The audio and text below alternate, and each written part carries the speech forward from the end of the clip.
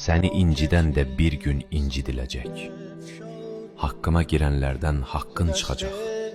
Əlbəttə o gün gələcək. İnan ki, gələcək. İndi xoşbəxt və rahat görünməsinə baxma. Allah heç gözləmədiyi anda hesabını soracaq. Çünki qul haqqı bu, oyun deyil. Əgər edənin etdikləri yanına qalsaydı, hamı bir-birinin haqqına girərdi. Hamı ədalətdən uzaqlaşardı. Həmd olsun ki, Allahın şaşmayan bir ədaləti var. Haqdan çıxanları çaşbaş edəcək bir Rəbbim var. Sən üzülmə, Allah səninlədir. Qəmə batma, kədərlənmə.